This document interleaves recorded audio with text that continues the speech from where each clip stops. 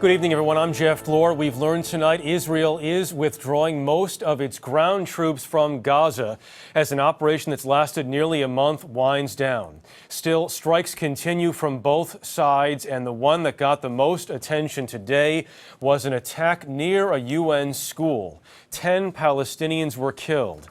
This afternoon, the U.S. State Department released a harsh statement saying, quote, "The United States is appalled by today's disgraceful shelling.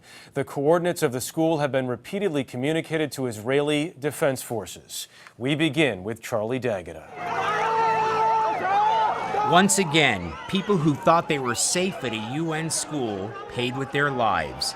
An Israeli airstrike targeting 3 wanted Hamas terrorists on a motorcycle struck near the school instead. More than 10 civilians were killed.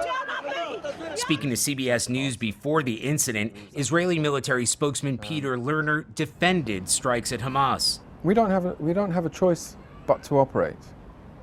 We are genuinely sorry for every loss of life.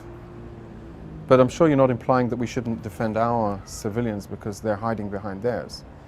The recent escalation in violence began after the alleged abduction of Israeli soldier Hadar Goldin on Friday. Overnight, Israeli military officials declared he wasn't missing. Instead, he died in combat. More than 1,000 people came to Goldin's funeral today. 2 other Israeli soldiers died in that attack when Hamas militants emerged from a tunnel, a suicide bomber followed by a hail of gunfire.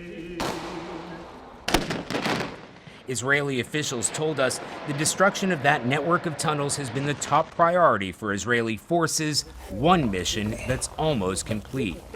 This tunnel alone is more than 2 miles long, stretching deep into Gaza. Where we are is more than 3/4 of a mile in Israeli territory, and they weren't even finished building it.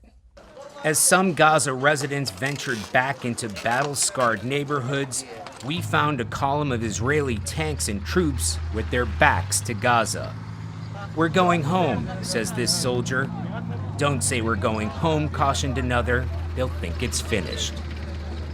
There's been no official Israeli government response to the harsh U.S. criticism regarding the attack near the UN school in Gaza today.